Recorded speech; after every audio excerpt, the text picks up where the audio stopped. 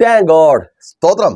അറിയുമല്ലോ, രതീഷാണ് പ്രൈസർ ഫാമിലിയിൽ നിന്ന് പല പല പ്രശ്നങ്ങൾ അടിക്കടി ജീവിതത്തിൽ കടന്നു വരുമ്പോൾ എന്നെ കേൾക്കുന്ന വിശ്വാസികളായ നിങ്ങളിൽ പലരും തിരിച്ചറിയുന്ന അല്ലെങ്കിൽ ഇപ്പോൾ നിങ്ങൾ തിരിച്ചറിഞ്ഞിരിക്കുന്ന ഒരു കാര്യമുണ്ട്. ഞാൻ അനുഭവിക്കുന്ന ഈ പ്രശ്നങ്ങൾക്ക് പിന്നിൽ ഒരു കാരണം കണ്ടെത്തുവാൻ എനിക്ക് കഴിയുന്നില്ലല്ലോ. ഒരു ചിന്താക്കുഴപ്പമല്ലേ അല്ലേ? പ്രശ്നമുണ്ട്, ആ പ്രശ്നത്തിലൂടെ നിങ്ങൾ കടന്നു പോകുന്നുണ്ട്, പക്ഷേ അതിൻ്റെ കാരണം കണ്ടെത്തുവാൻ കഴിയുന്നില്ല. അതിൻ്റെ കാരണം മാനുഷികമാണോ? അല്ല. അതിൻ്റെ കാരണം സാഹചര്യങ്ങളുടെ സമ്മർദ്ദത്താൽ ഉളവാകുന്നതാണോ? അല്ല. ആണോ? ആ ജോലി സ്ഥലത്ത് പെട്ടെന്നുണ്ടായ പ്രശ്നങ്ങളുടെ കാരണം കണ്ടെത്തുവാൻ ഒത്തിരി ശ്രമിച്ചിട്ടും മാനുഷികമായൊരു കാരണം കണ്ടെത്തുവാൻ കഴിഞ്ഞോ? കിട്ടിക്കൊണ്ടിരുന്ന ശമ്പളം മുടക്കം വരുവാൻ തുടങ്ങി, മാനുഷികമായ എന്തെങ്കിലും കാരണം ഉണ്ടോ? അനുകൂല സാഹചര്യമായിരുന്നു നിനക്ക് ആ സ്ഥാപനത്തിൽ, നീ ഓക്കെ, അവിടെ സേഫ് സോണിലായിരുന്നു നീ, പക്ഷേ പെട്ടെന്നത് ഡേഞ്ചർ സോണായി മാറി. കാരണം കണ്ടെത്തുവാൻ കഴിയുന്നുണ്ടോ? സ്നേഹിതരായി ഒപ്പം നിന്നവർ ശത്രുക്കളായി മാറി. കാരണം ഉണ്ടോ? നീ പണ്ടത്തെ പോലെ തന്നെയാ, ഒരു മാറ്റവും നിനക്ക് വന്നിട്ടില്ല. അപ്പോൾ മാനുഷികമല്ല, നീ മുഖാന്തരമല്ല ആ ജോലി സ്ഥലത്ത് നിനക്ക് പ്രശ്നങ്ങൾ ഉണ്ടായിരിക്കുന്നത്. നിനക്കൊപ്പമുള്ളവർ മുഖാന്തരം പ്രശ്നങ്ങൾ ഉണ്ടായെങ്കിൽ അതിൻ്റെ കാരണം കണ്ടെത്തുവാനും കഴിയുന്നില്ല. ഇനി സാഹചര്യമാണോ? സ്ഥാപനത്തിനൊരു കുഴപ്പമില്ല, അത് നന്നായിട്ട് പോകുന്നുണ്ട്, നീ അവിടെ ജോലിക്കാരനായി തുടരേണ്ടത് സ്ഥാപനത്തിൻ്റെ ആവശ്യം തന്നെയാണ്. എന്നിട്ടും നിന്റെ നിലനിൽപ്പ് വലിയ പ്രതിസന്ധിയിലായിരിക്കുന്നു അല്ലേ സഹോദരി? നന്നായി സന്തോഷത്തോടെ കുടുംബമായിട്ട് ജീവിച്ച് മുൻപോട്ട് പോയതാ, നിന്റെ ഭാഗ്യമാണ് നിനക്കിങ്ങനെ ഒരു ഭവനത്തിൽ ചെന്ന് കയറുവാൻ കഴിഞ്ഞതെന്ന് മറ്റുള്ളവർ പറയുന്നത് കേട്ട് സന്തോഷിച്ച് പലരും പറഞ്ഞിട്ടില്ലേ, അയ്യോ അവൻ്റെ ലോകം മുഴുവൻ നീയാണ്, അവനിങ്ങനെ സൂര്യനെ ഭൂമി ചുറ്റുന്നത് പോലെ നിന്നെ ചുറ്റി ചുറ്റി വരികയാണ്. അയ്യോ, കേൾക്കുമ്പോൾ തന്നെ എന്ത് സന്തോഷമല്ലേ? അത് അവനോട് തന്നെ പറഞ്ഞ് സന്തോഷിച്ചിട്ടില്ലേ നിന്റെ ഭർത്താവിനോട്? ഇന്ന് ഭർത്താവിൻ്റെ ആ ലോകത്തിൽ നീ ഇല്ല അല്ലേ സഹോദര? നീയാണ് സർവവും എന്ന് പറഞ്ഞ് നിനക്കൊപ്പം ചേർന്ന് നിന്നവൾ അതിൻ്റെ ഭാര്യ, നീ ഇല്ലെങ്കിൽ ഞാനില്ല എന്ന് പറഞ്ഞ് പാട്ടൊക്കെ പാടി എന്തൊരു സന്തോഷമായിരുന്നല്ലേ മറ്റുള്ളവരുടെ മുമ്പിൽ നിൽക്കാൻ, പറയാൻ. പക്ഷേ പെട്ടെന്ന് എത്ര ദിവസമായി നിന്റെ ഭാര്യ നിന്നോട് നേരെ സംസാരിച്ചിട്ടോ? സഹോദരി, എത്ര ദിവസമായി? കരയുകയല്ലേ നീ? കരച്ചിലിന് പിന്നിൽ ചിന്താക്കുഴപ്പമാണ്. സഹോദര, എന്തുകൊണ്ടാണ് സംഭവിച്ചേ? ഞാൻ എന്ത് പറഞ്ഞിട്ടാ, ഞാൻ എന്ത് ചെയ്തിട്ടാ? അർത്ഥം കാരണം മാനുഷികമല്ല, സാഹചര്യങ്ങൾ. എന്ത് സാഹചര്യം? ഒരു സാഹചര്യവും മാറിയിട്ടില്ല, എല്ലാം പഴയതുപോലെ തന്നെ. പക്ഷേ തകർച്ചയുടെ വക്കിലായി തീർന്നിരിക്കുന്നു കുടുംബജീവിതം, മക്കളുടെ ജീവിതം. മാതാവേ, പിതാവേ, ഹാപ്പി ആയിരുന്നു മക്കളെക്കുറിച്ച് മറ്റുള്ളവർ പറയുന്നത് കേൾക്കുമ്പോൾ, അവരുടെ ജീവിതം സന്തോഷമായിട്ട് മുമ്പോട്ട് പോകുമ്പോൾ, അവരുടെ പഠനം അനുഗ്രഹമായി മുൻപോട്ട് പോകുമ്പോൾ ഹാപ്പിയാണ്, ഒന്നും പേടിക്കണ്ട. പലരും പലരുടെ മക്കളെക്കുറിച്ചും അവരുടെ ആശങ്കകൾ പങ്കുവയ്ക്കുമ്പോൾ നിങ്ങൾ സന്തോഷത്തോടെ പറഞ്ഞിട്ടില്ലേ, ദൈവം സഹായിച്ച് എൻ്റെ കാര്യം ഓക്കെ, എൻ്റെ മക്കളെ കുഴപ്പമില്ല, അവർ പഠിക്കുന്നുണ്ട്, അവർക്ക് നല്ല ലക്ഷ്യബോധമുണ്ട്, ഞങ്ങളെക്കാളുപരി അവർക്ക് അവരുടെ ഫ്യൂച്ചറിനെ കുറിച്ചൊരു കാഴ്ചപ്പാടുണ്ട്, അവർ അതിനനുസരിച്ച് പ്ലാൻ ചെയ്ത് മുൻപോട്ട് പോകുന്നുണ്ട്, അവർ രക്ഷപ്പെടും. പക്ഷേ ഇന്നത് ഓർക്കുമ്പോൾ തന്നെ സങ്കടമാണ്. അവരുടെ ലക്ഷ്യബോധം നഷ്ടപ്പെട്ടു പോയിരിക്കുന്നു, മീൻസ് സുബോധമില്ലാതായി തീർന്നിരിക്കുന്നു. കാരണം കണ്ടെത്താൻ അതിന് മാനുഷികമല്ല അല്ലേ? സാഹചര്യം എന്തെങ്കിലും മാറിയോ? ഒന്നും മാറിയിട്ടില്ല. ഇന്നലത്തെക്കാലധികം നീ മക്കളെ ചേർത്ത് പിടിക്കുന്നതുള്ളൂ. ഇത്രയും പ്രശ്നം ഉണ്ടാക്കിയിട്ടും മക്കളെ ചേർത്ത് നിർത്തിയിരിക്കുക. സ്വബോധത്തോടെ ആയിരുന്നവൻ സ്വബോധമില്ലാതെ മദ്യപിച്ച് 4 കാലിൽ കയറി വരുന്നത് കണ്ടിട്ടും, പറയുവാൻ പാടില്ലാത്ത വാക്കുകൾ നിന്റെ മുഖത്ത് നോക്കി പറഞ്ഞിട്ടും, പുസ്തകങ്ങൾ വലിച്ചെറിയുന്നത് കണ്ടിട്ടും, ലക്ഷങ്ങൾ മുടക്കി നീ വാങ്ങിക്കൊടുത്ത ആ അഡ്മിഷൻ, നിന്റെ ഭാവിയെ മാറ്റുന്ന ആ കോഴ്സിന് പോകാതെ മുറിയടച്ചിരിക്കുമ്പോഴും, നിനക്ക് എന്ന് പ്രഷർ തരുമ്പോഴും ചേർത്ത് പിടിച്ചിട്ടേ ഉള്ളൂ. സാഹചര്യം മാറിയിട്ടില്ല. കാരണം മാനുഷ്യവുമല്ല, സാഹചര്യങ്ങളാൽ ഉളവാകുന്നതും അല്ല. രോഗം എല്ലാവർക്കും വരുന്നതല്ലേ, അതിലെന്താ പ്രത്യേകത? പക്ഷേ നിന്നെ സംബന്ധിച്ച് ആശയക്കുഴപ്പമാണ്. ഇങ്ങനെ ഒരു രോഗം വരുവാൻ തക്കവണ്ണമുള്ള ജീവിതമല്ല ഞാൻ നയിച്ചത്. ഡോക്ടറും ചോദിക്കുന്നുണ്ട്, ആ ശീലം ഉണ്ടായിരുന്നോ? അങ്ങനെ ഉള്ള ജീവിത രീതിയായിരുന്നു? പക്ഷെ അല്ല, ഡോക്ടറോട് അത് പറഞ്ഞിട്ട് അത് വിശ്വസിക്കുന്നില്ല. ആണേ, അങ്ങനെ ഒരു രോഗം നിങ്ങൾക്ക് വരുവാനുള്ളതല്ല. പക്ഷേ രോഗിയാണ്. മീൻസ് മാനുഷികമല്ല. സാഹചര്യങ്ങൾ കൊണ്ട് അങ്ങനെയുള്ള സാഹചര്യമൊന്നുമില്ല. അങ്ങനെ BP കൂടാനും ഷുഗർ കൂടാനും സ്ട്രോക്ക് വരാനും തളർന്ന് ശരീരത്തിൻ്റെ പകുതി തളർന്ന് കട്ടിലിൽ കിടക്കുന്ന സഹോദര നിന്നോടാ, യേശുവിൻ നാമത്തിൽ ആ കിടക്കയിൽ നിന്ന് എഴുന്നേൽക്കുക. Thank God. യേശുവിൻ നാമത്തിൽ അതങ്ങനെ സംഭവിക്കുന്ന കൃപയ്ക്കായി. Thank God. അപ്പോൾ അങ്ങനെ ഒരു സാഹചര്യം അല്ല പ്രാർത്ഥനാ ജീവിതം നഷ്ടപ്പെട്ടു പോകാൻ, ആത്മീയ ജീവിതം തകർന്നു പോകാൻ, ശുശ്രൂഷ ജീവിതം തകർന്നു പോകുവാൻ മാനുഷികമായി നോക്കി ഒരു കാരണവുമില്ല. നീ നേരത്തെക്കാളും ഓക്കെയാ, പക്ഷേ തകർച്ച അത് സംഭവിച്ചു. ആ ബിസിനസ് തകരാൻ ഒരു കാരണവുമില്ല. ഇപ്പോഴാണ് അനുകൂല സാഹചര്യവും കൂടെ, അല്ലേ സഹോദര? നീ ആ സ്ഥാപനം തുടങ്ങിയ നാളുകളേക്കാൾ അനുകൂലമായ സാഹചര്യം ഇപ്പോഴാണ്, പക്ഷേ തകർച്ചയാണ്. അർത്ഥം മാനുഷികമല്ല, സാഹചര്യങ്ങളൊക്കെ അനുകൂലമാണ്. എന്നിട്ടും പ്രശ്നങ്ങളിലൂടെ കടന്നു പോകേണ്ടി വരുന്നു.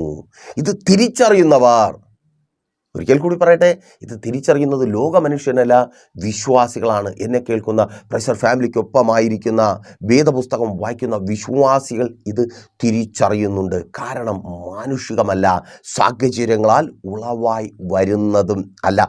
അവിധത്തിൽ തൻ്റെ ജീവിതത്തിൽ കടന്നു വന്ന ഒരു പ്രശ്നം തിരിച്ചറിഞ്ഞ ഒരു സഹോദരി കഴിഞ്ഞ 2022 വാർഷിക ഉപവാസ പ്രാർത്ഥനയുടെ മധ്യേ പ്രൈസർ ഫാമിലിയിലേക്ക് വിളിക്കുകയുണ്ടായി. ആ സഹോദരി പറഞ്ഞത് ഇങ്ങനെയാണ്: ദേവദാസനെ, ഞങ്ങളൊരു ടെക്സ്റ്റൈൽ ബിസിനസ് ചെയ്യുന്നവരാണ്. 3 ഷോപ്പ് ഞങ്ങൾക്കുണ്ട് കേരളത്തിലെ പ്രധാനപ്പെട്ട നഗരങ്ങളിൽ തന്നെ. വളരെ നന്നായി തന്നെ ബിസിനസ് മുമ്പോട്ട് പോയിക്കൊണ്ടിരുന്നു.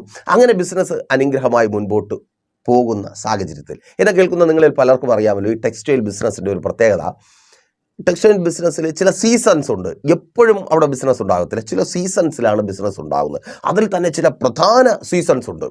ആ പ്രധാന സീസൺസിൽ നടക്കുന്ന ബിസിനസ്സിൽ നിന്നാണ് ലാഭം ഉണ്ടാക്കാനും ബാധ്യതകളൊക്കെ ഉണ്ടെങ്കിൽ തീർക്കാനും സ്റ്റോക്കൊക്കെ എടുക്കാനും ഒക്കെ കഴിയുന്നത്.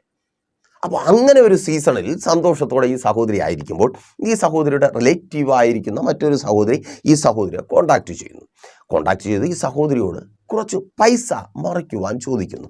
അപ്പോൾ ഒരുപക്ഷെ നിങ്ങൾ ചോദിച്ചേക്കാം, ദേവദാസനെ, ഇതിലെന്താണ് ഇത്ര വലിയ കാര്യം? പൈസ ഉള്ളവരോട് പൈസ ഇല്ലാത്തവർ കടം ചോദിക്കുന്നത് അതൊരു വലിയ കാര്യമാണോ? അല്ലെങ്കിൽ സഹായം ചോദിക്കുന്നത് വലിയ കാര്യമാണോ? അത് വലിയ കാര്യമല്ല. എന്നാൽ ഈ ചോദിച്ച സഹോദരി ഈ സഹോദരിയോട് അങ്ങനെ ചോദിക്കേണ്ട കാര്യമില്ല. കാരണം അത്രമാത്രം ഫിനാൻഷ്യലായിട്ട് സ്റ്റേബിളായിട്ടുള്ള സെറ്റിൽഡ് ആയിട്ടുള്ള ഒരു ഫാമിലിയിലുള്ളതാണ് ആ സഹോദരി. ഇവരെ ഒരു 100 തവണ സഹായിക്കുവാൻ വേണ്ട നിലയിൽ ഉയർന്നവരാണ്. അതുകൊണ്ട് തന്നെ ഇവരോട് സഹായം ചോദിക്കേണ്ട കാര്യവുമില്ല. എങ്കിലും ഈ സഹോദരിക്ക് സന്തോഷമായി. അതെപ്പോഴും അങ്ങനെയാണല്ലോ, നമ്മളെക്കാൾ വലിയവർ നമ്മളോടൊരു സഹായം ചോദിച്ചാൽ നമുക്കൊരു ചിന്ത വരും, നമ്മളൊക്കെ എന്തോ ആയി, അവരൊക്കെ എൻ്റെ അടുത്ത് വന്നല്ലോ, അല്ലേ? അങ്ങനെ ചിന്തിച്ച് സന്തോഷിച്ചിട്ടില്ലേ? ഇപ്പം സന്തോഷിക്കാൻ പറ്റുന്നുണ്ടോ? കാരണം വഴിയെ പറഞ്ഞുതരാം. നിങ്ങൾ സന്തോഷിക്കേണ്ടത് നിങ്ങളെക്കാൾ വലിയവർക്ക് സഹായം ചെയ്യുമ്പോഴല്ല, നിങ്ങളെക്കാൾ എളിയവർക്ക്. അത് ബൈബിൾ പറയുന്ന കാര്യമാണ് കേട്ടോ. അതിനൊരു സത്യമുണ്ട്. അങ്ങനെ സന്തോഷിച്ചാൽ ആ സന്തോഷം നിലനിൽക്കും. സഹായിക്കുമ്പോൾ, കൊടുക്കുമ്പോൾ അർഹതയുള്ളവന് കൊടുക്കുവാൻ തിരിച്ചറിയുക. പ്രിയരെ, അർഹത ഇല്ലാത്തവർക്ക് കൊടുത്ത് മുടിഞ്ഞു പോയ ഒത്തിരി പേരെ പ്രൈസർ ഫാമിലിക്ക് അറിയാം. അതിൽ ഒത്തിരി പേരായി എന്നെ കേൾക്കുന്ന നിങ്ങളിൽ പലരുമുണ്ട്. പറയാം. അപ്പോൾ സഹോദരി ഉടനെ പറഞ്ഞു, ഞാൻ ട്രാൻസ്ഫർ ചെയ്ത് തരട്ടെ? അപ്പോൾ മറുപടി, വേണ്ട, ഞാൻ വന്ന് വാങ്ങിക്കോളാം. അപ്പോൾ ഈ സഹോദരി ഞെട്ടിപ്പോയി. ഈ ഒരു ചെറിയ എമൗണ്ട് വാങ്ങാൻ വേണ്ടി എവിടെന്തിനാ ഇനി വരുന്നേ? പിന്നെ ഒരു സംശയം വന്നു, ചിലപ്പോൾ ആരെങ്കിലും അടുത്തെവിടെയെങ്കിലും കാണും, അപ്പോൾ വന്ന് വാങ്ങിക്കൊണ്ട് പോയിക്കോട്ടെ എന്നുള്ള രീതിയിലായിരിക്കാം. ആ സഹോദരി അങ്ങനെ വെയിറ്റ് ചെയ്യുമ്പോൾ ആ സഹോദരി നേരിട്ട് വരിക. സെയിൽസിൻ്റെ പീക്ക് ടൈം, ഒത്തിരി കളക്ഷൻ റോയറിലുള്ള സമയത്ത് വന്നു. ആ ക്യാഷ് എണ്ണി കയ്യിൽ വാങ്ങി. ആ സഹോദരി ആ ക്യാഷ് കയ്യിൽ വാങ്ങിയപ്പോൾ തന്നെ ഈ സഹോദരിക്ക് എന്തോ ഒരു അസ്വസ്ഥത, മീൻസ് അൺയൂഷ്വൽ ആയിട്ടുള്ള എന്തോ ഒരു ഫീലിംഗ്. പെട്ടെന്ന് ആ സന്തോഷമൊക്കെ നഷ്ടപ്പെട്ടു പോയതുപോലെ ആ സഹോദരി വീട്ടിൽ പോയിരുന്ന് പ്രാർത്ഥിച്ചു. ഏകദേശം 2 വർഷം ആ സന്തോഷം അങ്ങനെ തന്നെ നഷ്ടപ്പെട്ടു പോയി. ആ സഹോദരിയുടെ ഭാഷയിൽ പറഞ്ഞാൽ പിന്നെ 2 വർഷം ഈച്ചയും അടിച്ച ആ ഷോപ്പിൽ ഇരിപ്പായിരുന്നു. പിന്നെ സീസൺസ് ഒന്നുമില്ല, എപ്പോഴും ഒരേ ഇരിപ്പ്. ഏകദേശം 2 വർഷം പ്രൈസർ ഫാമിലിയിലേക്ക് വിളിച്ചത് എങ്ങനെയെങ്കിലും അതൊന്ന് വിറ്റ് ബാധ്യതയ്ക്ക് മേൽ ബാധ്യതയായി തീർന്ന ലോണുകൾ അടയ്ക്കുവാൻ വേണ്ടി വഴി തുറക്കുവാൻ പ്രാർത്ഥിക്കുക. നല്ല നിലയിൽ പൊയ്ക്കൊണ്ടിരുന്ന സ്ഥാപനമാണ്, ബാധ്യതക്കാരാക്കി അവരെ മാറ്റി. കാരണം ആ സഹോദരിക്ക് അറിയാം, എന്നെ കേൾക്കുന്ന നിങ്ങളിൽ പലരെയും പോലെ തന്നെ, പക്ഷെ എന്തു ചെയ്യണമെന്നറിയത്തില്ല.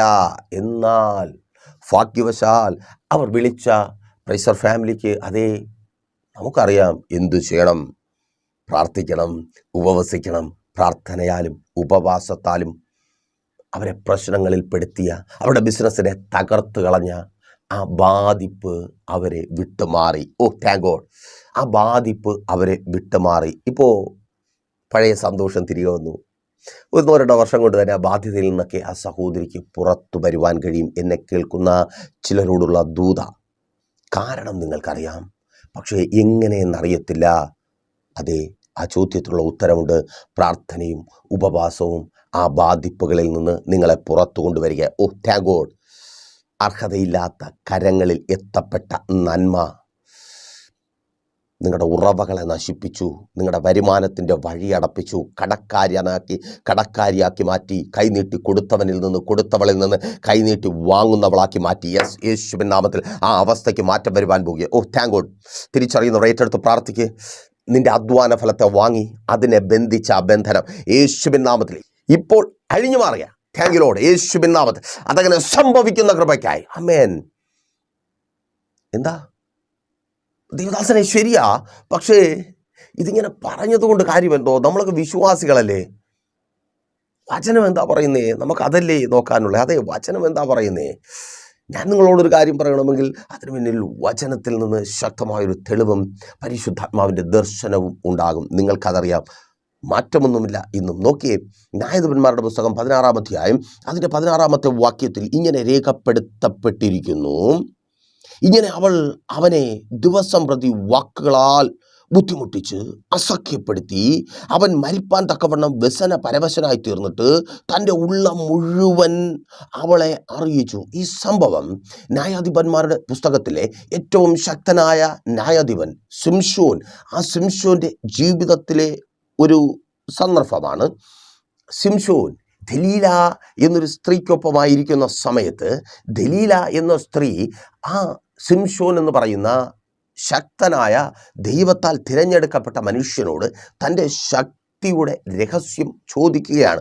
തൻ്റെ ശക്തി എന്താണെന്ന് ചോദിച്ചാൽ താനും തൻ്റെ മാതാപിതാക്കളും ചേർന്ന് യാത്ര ചെയ്യുകയിൽ തിമ്നയിൽ നിന്ന്, അവിടുത്തെ മുന്തിരിത്തോട്ടത്തിൽ നിന്ന് ഒരു സിംഹം ചാടി വന്നു. വചനം പറയുന്നു, വെറും കൈ കൊണ്ട് ആ സിംഹത്തെ ശിംശോൻ കീറിക്കളഞ്ഞു. അത്രമാത്രം ശക്തനാണ് ശിംശോൻ. ഒരു സിംഹത്തെ കീറിക്കളയുവാൻ മാത്രം ശക്തിയുള്ളവനാണ് ശിംശോൻ. മറ്റൊരിക്കൽ ശിംശോന് നേരെ 1000 പേർ, 1000 ഫെലിസ്ത്യന്മാർ കടന്നു വന്നു. ശിംശോൻ എന്ത് ചെയ്തു? അവിടെ കിടന്ന ഒരു പച്ച താടിയെല്ല്, കഴുതയുടെ താടിയെല്ല് കൊണ്ട് കുന്നൊന്ന്, കുന്ന് 2, കുന്ന് 3 എന്ന നിലയിൽ 1000 പേരെയും കൊന്നു കൂട്ടിയിട്ടു. നോക്കൂ, ശിംശോന്റെ ശക്തിയെക്കുറിച്ചാണ് പറഞ്ഞത്. ശിംശോന് ദേഷ്യം വന്നിട്ട് ഫെലിസ്ത്യൻ്റെ വയലുകൾ നശിപ്പിക്കുവാൻ വേണ്ടി ഫെലിസ്ത്യൻ കുറുക്കന്മാരെ പിടിച്ച് അവരുടെ വാലിൽ തീപ്പന്തം കെട്ടി വിളഭൂമിയിലേക്ക് ഇറക്കി വിട്ടു. അവിടെ മൊത്തം അഗ്നിക്കിരയാക്കി തീർത്തു. അത്രമാത്രം ശക്തനാണ്, ബുദ്ധിയുള്ളവനാണ്. ശക്തനും ബുദ്ധിമാനുമായ ശിംശോനെ തകർക്കുവാൻ അവൻ്റെ ശക്തിയുടെ രഹസ്യം ആരാഞ്ഞറിയുന്ന ദലീല, അവൻ്റെ ശക്തിയുടെ രഹസ്യം അറിഞ്ഞ് അവനെ ബന്ധിക്കുന്നത് തുടർന്നുള്ള വാക്യങ്ങളിൽ നിങ്ങൾക്ക് കാണുവാനായിട്ട് കഴിയും. എവിടെയാണ് നിങ്ങളുടെ നന്മ? എവിടെയാണ് നിങ്ങൾ പ്രതീക്ഷ വച്ചിരിക്കുന്ന നിങ്ങളുടെ സന്തോഷമുള്ളത്? എന്താണ് നിങ്ങളുടെ ശക്തിയുടെ അടിസ്ഥാനം? എന്താണ് നിങ്ങളുടെ നിലനിൽപ്പിൻ്റെ അടിസ്ഥാനം? അത് ചോദിച്ച് ചോദിച്ച് ചോദിച്ച് ചോദിച്ച് കെട്ടി ബന്ധിച്ച് ആ സന്തോഷവും നന്മയും അനുഭവിക്കുവാൻ കഴിയാതെ ആക്കുന്ന ശത്രുവിൻ്റെ പദ്ധതികളും ഇപ്പോൾ തിരിച്ചറിയുവാൻ കഴിയുന്നുണ്ടോ? എவ்விധത്തിലാണ് ആ നന്മയുടെ വഴികൾ അടഞ്ഞു പോയത്, ആ സന്തോഷം നഷ്ടപ്പെട്ടു പോയത്?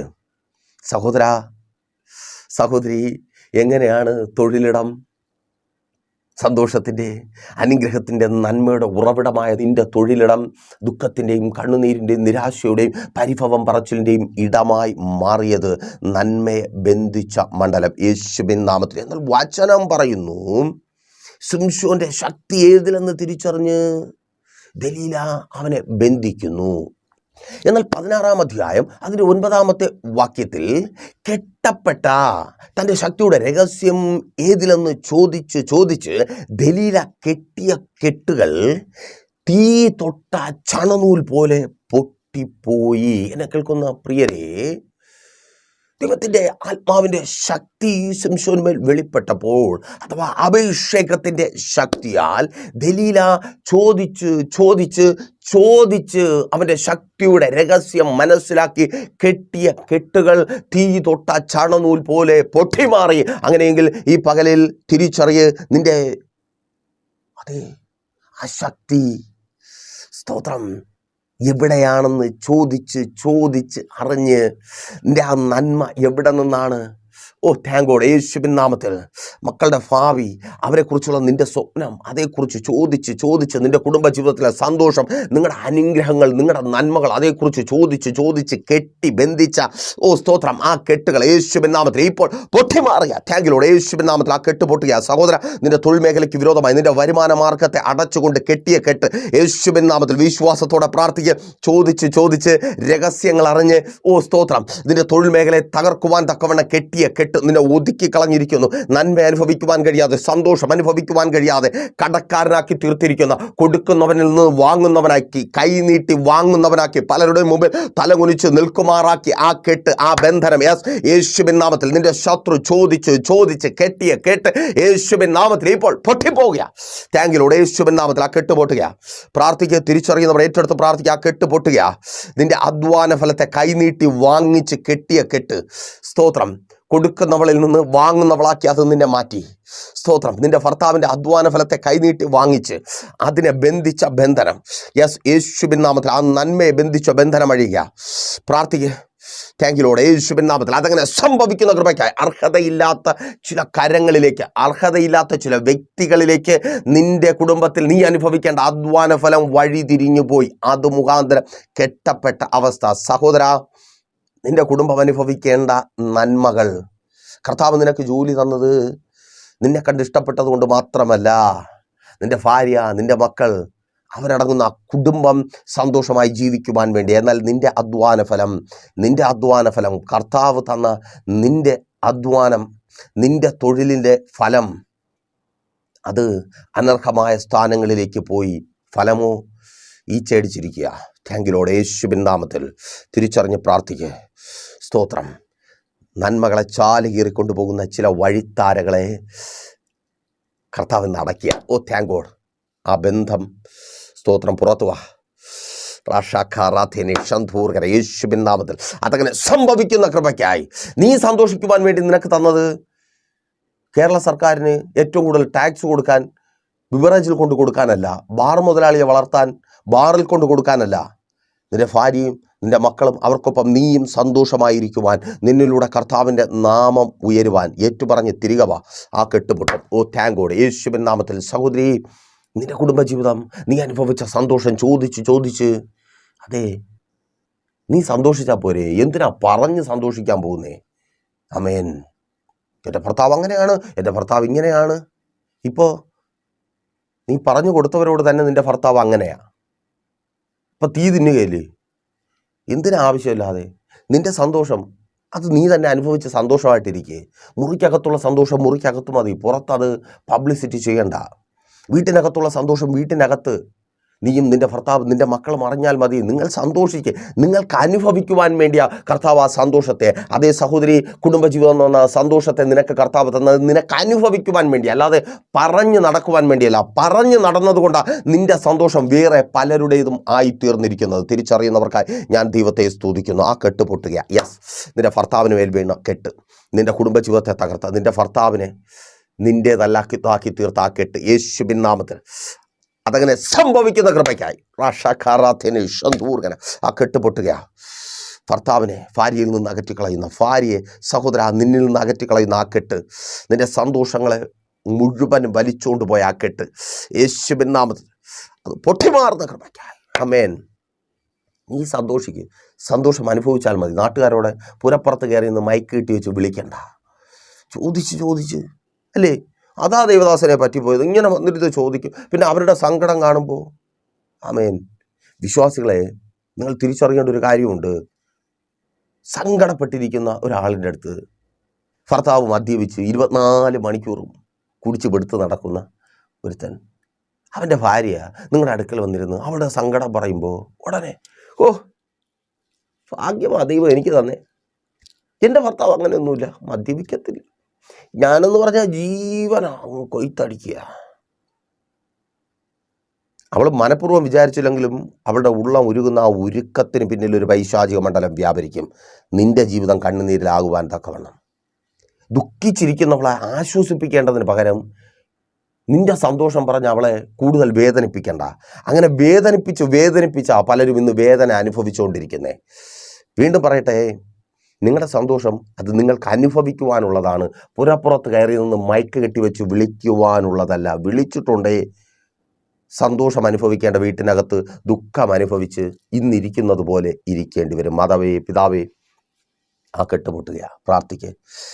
നീ വിളിച്ചറിയിച്ച് ചോദിച്ച് നിൻ്റെ മക്കളെ എന്തിനു പഠിപ്പിക്കുന്നു, എങ്ങനെയാണ് അവർ, വീട്ടിലെങ്ങനെയാണ് അവരുടെ സ്വഭാവം, എങ്ങനെയാണ് അവർക്ക് എങ്ങനെയാണ് പഠിക്കാൻ പറ്റുന്നത്, അവരെങ്ങനെയാണ് പഠിക്കുന്നത്. അയ്യോ നിനക്കറിയാമോ, എൻ്റെ മക്കൾ രാവിലെ എഴുന്നേറ്റ് പഠിപ്പിക്കും, രാത്രി 12:30 വരെ പഠിക്കും, 1 മണി വരെ പഠിക്കും. അവർ പിന്നെ ഒരു നോട്ട് കിട്ടിയാൽ അവർ ഒറ്റക്കാലിൽ നിന്ന് പഠിച്ചു തീർക്കും. പറഞ്ഞ് ഇപ്പം 4 കാലയിലാണ് പിള്ളേർ നടക്കുന്നത്. നോട്ട് പഠിക്കാനല്ല, അതുങ്ങളെ ഭാവി കൂടെ പറഞ്ഞ് സ്തോത്രം കേട്ട് കെട്ടിയ കെട്ടുകൾ നിന്റെ തലമുറകളുടെ ഭാവിയെ കെട്ടി, അവരുടെ വിദ്യാഭ്യാസത്തെ കെട്ടി ആ കെട്ട് പൊട്ടുക. യേശുവിൻ നാമത്തിൽ ഏറ്റെടുത്ത് പ്രാർത്ഥിക്കുക. ആ കെട്ടുന്ന് പൊട്ടുക. Thank you Lord. യേശുവിൻ നാമത്തിൽ അതങ്ങനെ സംഭവിക്കുന്ന കൃപയ്ക്കായി. ആമേൻ. സ്തോത്രം. ആ കെട്ടുപൊട്ടുക. മാതാവേ, മദ്യമെന്ന കെട്ടുപൊട്ടുക. മോശം കൂട്ടുകെട്ടെന്ന മുറിക്കകത്ത് നിന്ന് പുറത്തു വരാതെ മുറിക്കകത്ത് അവരെ ഒതുക്കി കൂട്ടി ആ കെട്ടുപൊട്ടുക. കൂട്ടുകെട്ടുകളെന്ന കെട്ടുപൊട്ടുക. യേശുവിൻ നാമത്തിൽ അതങ്ങനെ സംഭവിക്കുന്ന കൃപയ്ക്കായി.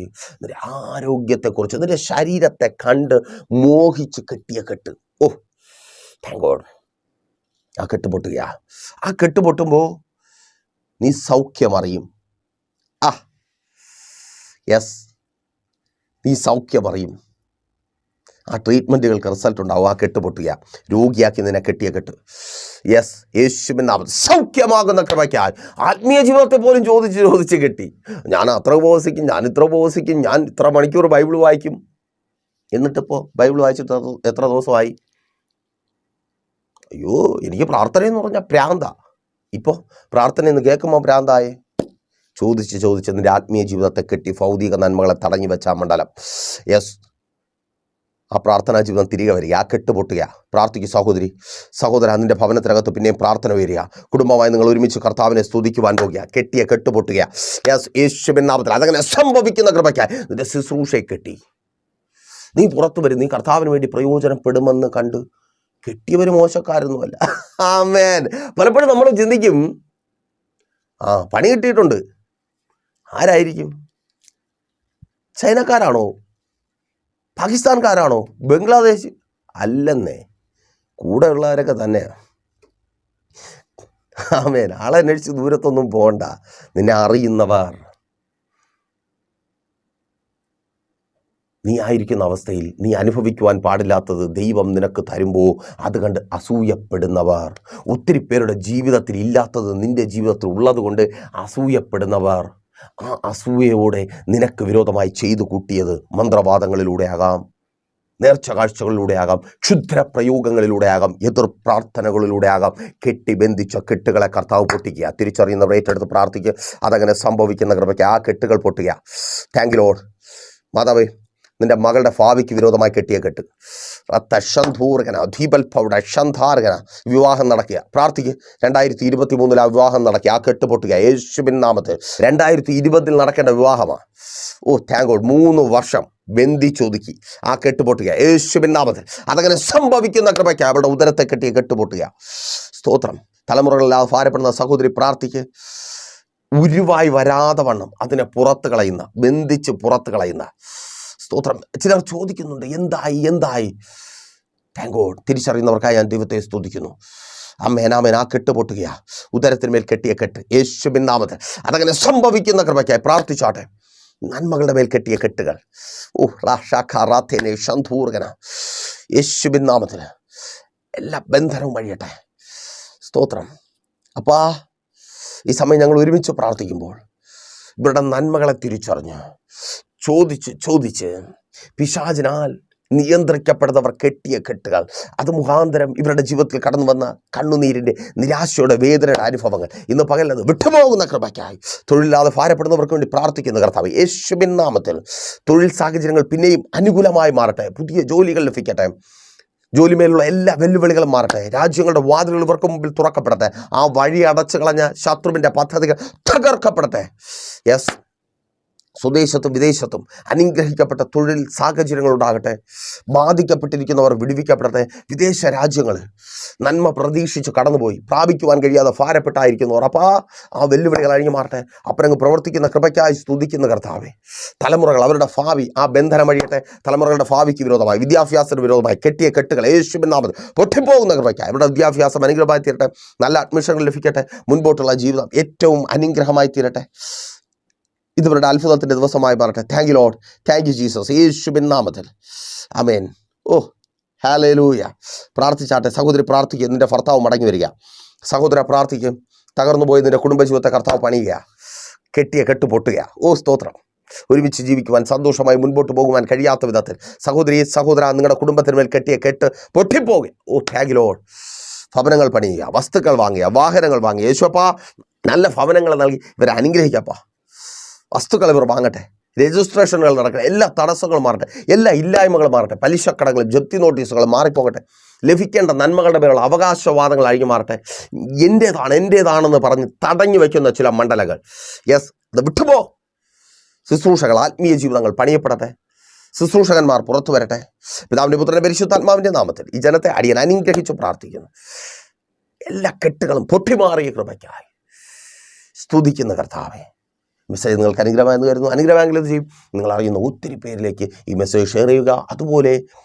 ഇതുപോലെ ബാധിക്കപ്പെട്ടായിരിക്കുന്ന നിങ്ങളുടെ പ്രിയപ്പെട്ടവരെ പ്രൈസർ ഫാമിലിയിലേക്ക് കൂട്ടിവരുത്തുക. മെസ്സേജുകൾ ഷെയർ ചെയ്തുകൊണ്ടും ഞങ്ങളുടെ കോൺടാക്റ്റുകൾ കൈമാറിക്കൊണ്ടും നിങ്ങൾക്കതിനും അവസരമുണ്ട്. അതുപോലെ പ്രൈസർ ഫാമിലിക്കൊപ്പം ചേർന്ന് പ്രാർത്ഥിക്കുവാൻ നിങ്ങൾ ആഗ്രഹിക്കുന്നുവെങ്കിൽ എല്ലാ വെള്ളിയാഴ്ചയും 11 മണി മുതൽ പ്രൈസർ ഫാമിലിയുടെ ഉപവാസവും ഓൺലൈൻ മധ്യസ്ഥ പ്രാർത്ഥനയും ലൈവ് സ്ട്രീം ചെയ്യുന്നുണ്ട്. ജോയിൻ ചെയ്യുക, അല്ലെങ്കിൽ നേരിട്ട് കടന്നു വരിക. ഞായറാഴ്ച സഭാരാധനയുണ്ട് കേട്ടോ. യൂട്യൂബിലും ലൈവ് സ്ട്രീം ചെയ്യുന്നുണ്ട്.